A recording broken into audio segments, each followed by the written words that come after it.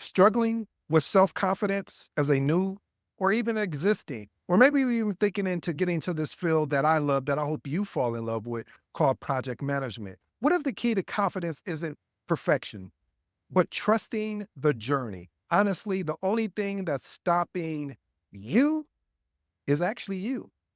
Today's episode, we're going to discuss the adaptable strategies that transforms the mindset from, ooh, watch this, family, self-doubt into opportunities for growth, leadership, and most of all, success. Point number one, avoid the comparison trap. Comparing yourself to others. Again, avoid the comparison trap, comparing yourself to others. See, comparison erodes the confidence by focusing on external metrics instead of personal growth.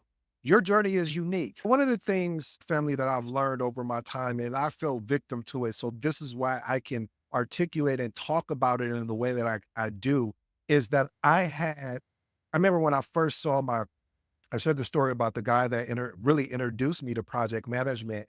And I saw myself wanting to be like him. I wanted to model what he was doing. I wanted to really, and I didn't model. I started actually trying to be like the guy. And I was like, this is not me.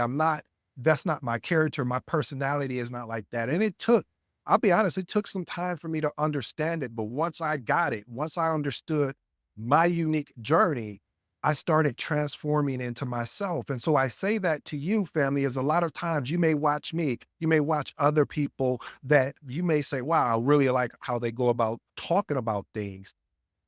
Your journey is unique. And that's the amazing thing, because along the journey, you'll find your voice. Along the journey, you'll be able to develop that mindset, that strength, that growth. Okay, I'm probably going on too long, but the point I'm trying to make here, family, is that don't get caught up in the comparison trap. Enjoy the journey, embrace the journey. Here's my actionable tip: measure progress against your own goals and growth. Track achievements in your journal. I always talk about journaling to remind yourself how far you've come. I even got a better one. I know that a lot of times we can get caught up, and I mentioned this before, in rear view mirror watching instead of windshield watching. What do you mean? The rear view. Basically, the rear view was only meant there for us to glance and look that's behind us. The windshield is forward momentum. Would you get in a car with somebody that if all they did was look in their rear view while they were driving and never looked through the front windshield? No. So that's how we have to look at this thing as far as the comparison trap. Point number two, engage in a community of like-minded individuals. Again, engage in a community of like-minded individuals. Engaging with peers who share your journey provides encouragement, new ideals, and a reminder that you are not alone in your challenges. This is one of the reasons why I get involved in a lot of different masterminds that's aligned with my journey. The reason why I do that, because along in your journey, you're going to have self-doubt. You're going to feel you might even self-sabotage yourself. You may even do something where you feel like you're not good enough because you don't have this particular item, may not have a particular certification or degree or experience, but getting around like-minded individuals, they can help you on that journey to say, hey, this is what I did when I was in your position, or I had a friend that went through this. So it's important, family, to align in a community of like-minded individuals. So I do have it. So in January 2025, we will have the magnetic project management community up and running. I'm not going to wait. I'm not going to hesitate. We're just going to get it up and running because I know and I see there's a need for it. And plus, I can interact with you more. So if you want to learn more about that, check out the link. It'll be there. Sign up where it says you got questions so I can get your email information and we can make it happen. So I'll let you know when it comes out, that you'll get an email correspondent letting you know, hey, this has come out. Feel free to join if this is something you want to be around like-minded individuals. So my next actionable tip is share experiences and ask advice from those who overcome similar situations. Like I always say, there's somebody that's went through what you're going through. It's just you having the courage. Ooh, I like that. The courage to ensure that you feel comfortable, because you're not going to feel comfortable. So I should remix that and say, ensure that you have the courage to feel uncomfortable asking someone that has been through what you've been through. I know there's a lot of trust issues out there with people, and I get it. Trust me, I get it. However, this is why it's important to get around like-minded individuals. Let's move on to point number three. Avoid feeding the self-sabotage. See, negative self-talk and procrastination erodes the confidence. Replace destructive patterns with constructive actions to build momentum. Here's my actionable tip. Identify self-sabotaging behaviors. For instance, overthinking, avoiding tasks. Okay, so we're not going to be honest. So I'll put myself on trial. I've avoided tasks because I was like, man, I'll get to it when I get to it, or I kept putting it off and putting it off. And I realized that, you know what? When I attacked it, when I faced it, it wasn't as big as what I thought it was. Next actionable tip. Break tasks into smaller, achievable steps and complete one immediately to regain momentum. Point number four, trust the journey, not the destination. If you're new to the episode, anytime I say message, this is where you want to pay attention. This is the particular step, the point that really should arrest your attention. Why? Because in life, if we don't trust the journey, the destination won't matter because you'll get to the destination and be disappointed. So growth and confidence comes from learning along the way, not just achieving results, but every step forward teaches something extremely valuable. Here's my actionable tip. At the end of each project phase or at the end of each day, perhaps, reflect on what you learned. Ask, what did I gain from this experience? Rather than solely focusing on the end goal. This is important, family, especially when you're on the journey of going after a certification, whether a CAPM, PMP, ACP, you name it, or you're going after a degree. You have to understand that you're learning something in this experience. And if you put it aside and you're so gung-ho about the destination and getting the certification, and then you get it and you're disappointed because you're like, wait a minute, did I really learn something here? So it's important not just to get a certification, but learn the information the coach or trainer is actually giving you. Point number five, trust your decisions, even if you have to course correct. Decisiveness is a hallmark of a confident leader. Course correction is a natural part of managing uncertainty, not failure. You already know. If you look up over here, what does failure say? Failure is a temporary state where the most valuable lessons are learned. Oh, I like that. That gets good to me. Here's my actionable tip. Make decisions using frameworks. Like, I'm going to park here parenthetically if you don't mind. I remember when I was making a decision to move from one state to another state. And I talked with my mom and I said, hey, mom, this is what I'm looking at doing. And I talked with my dad, and they both gave me the same consultation, which was weird, but it was so on point. It wasn't some uh, crazy, or I should say something that was very difficult to do. It was get a piece of paper, split it, draw a line down the middle, put your pros and put your cons. And if your cons outweigh your pros, then that kind of can give you a idea of how to make a proper decision. So I recommend to you, find decision frameworks that work for you. Actionable tip number two, once you decide, trust your process if necessary. Adjust it based on new data without second guessing yourself. The moment you start second guessing yourself, the moment you stop believing that you can do this, the moment you stop breaking down these limited beliefs, you are only getting in your own way. And we talked about self-sabotage. I watch more people that I was like, man, this person is extremely talented, but they kept getting in their own way. They'll start and stop.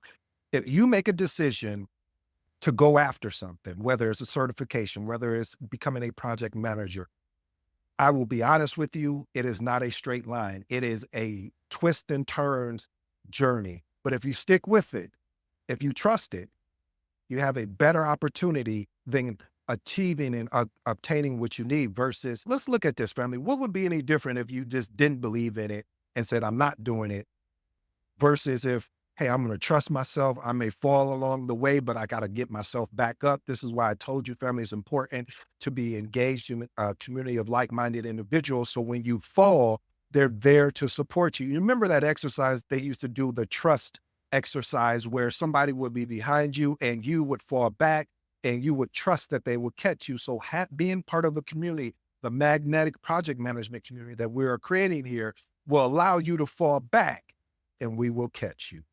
Point number six, create a consistent and adaptable routine. My routine is undefeated. Anytime I have a routine in place, if I say, hey, this is my routine, I'm going to exercise and I'm going to read a chapter of the Agile Practice Guide. Every time I stick to my routine, I'm more happier, even if that's the word, but I'm happier because of the fact that I execute it. Finishing is always better than starting. Again, finishing is always better than starting. Consistency really provides a structure, stability, or stability, while adapting prepares you to adjust to unexpected challenges. A solid routine reduces overwhelm and keeps you on track. Here's my actionable tip. Start each day by planning one, and I do mean one, priority to start with. Here's a good example.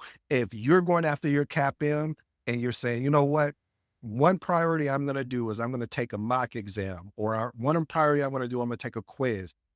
Do that. And as you continue to grow of executing and finishing on that one priority, then move to the next stage where you start adding additional, no more than three, but and the reason why I say no more than three, because then you start creating a checklist. And we all know what happens with checklists. Some of us complete it and some of us don't. So again, start with your top priority. If you're studying for a certification, say, hey, what's one thing that I can do to move me closer to my goal? And I definitely think that'll help you. Here's my other actionable tip. End your day by reviewing progress and identify what needs to adjust for tomorrow. Point number 6, I'm just playing. Point number 7, seek internal and external mentorship. You guys know how I feel about mentorship. If you don't know, then that means you haven't listened to any of these episodes. I am constantly talking about mentorship.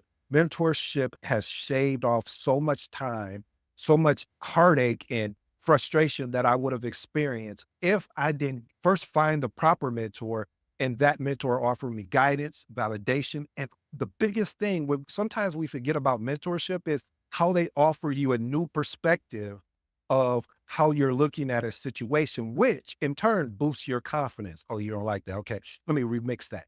A new perspective challenges the way you're looking and viewing things, because the mentor is saying to you, I've been there and I came out on the other side. If you're willing to pay attention, if you're willing to not just take the information and sit on it, if you're willing to execute, I'm going to tell you, you can get to the other side as well.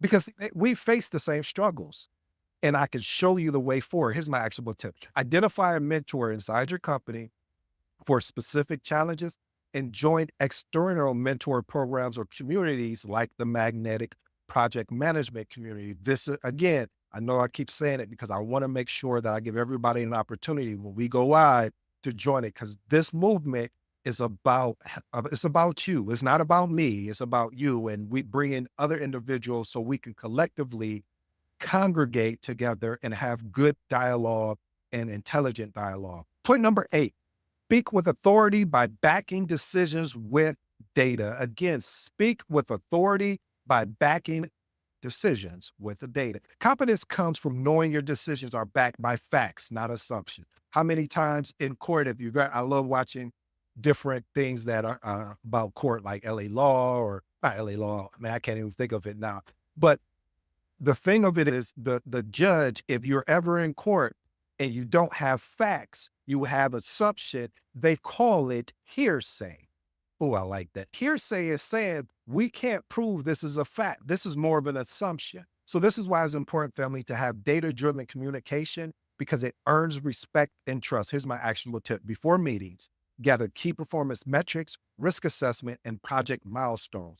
Also, present decisions by referencing the data that led to your conclusion. Family, if you stayed this long, I truly appreciate you. Let me get you out of here with my 3 transformational remarks. Number 1, avoid the comparison trap of comparing yourself to others. As we talked about, find your lane. And the only way you can find your lane is trusting your journey. One of my actionable tips was to track your achievements in the journal to remind yourself of how far you've come. Number 2, avoid feeding into self-sabotage. If you're human, we've all been through the self-sabotage. We will experience that through your entire career. I wish I could tell you any different. And you're like, what do you mean you will experience that through your entire career? I'll give you an example. If you switch jobs, let's say you're a project manager and you switch jobs. Maybe you're not even a project manager. Maybe you went and got your CAPM, and now you got a job opportunity as a project coordinator, and maybe even a project manager. And the first thing you start doing is overthinking. Mhm. So it's one thing to do is to identify the self-sabotaging behaviors and then find ways to break the task into smaller achievable steps and complete one immediately so you can gain that momentum. And the last and final one, number three, which is my favorite, trust the journey, not the destination. Again, trust the journey, not the destination. At the end of each project phase, reflect on lessons learned. Ask what did I learn to gain this particular experience? And rather, if solely focusing on the end goal got in the way of the main thing or basically presently where I'm at. Listen, family, I will be honest with you. Building up confidence is not a one-time thing. This is something you're going to have to do on a daily basis. I love what Zig Ziglar talked about when he was being interviewed about motivation, that the reporter asking a brilliant question. She said, "Do you believe motivation works?" And Zig looked back and he said, "Yeah.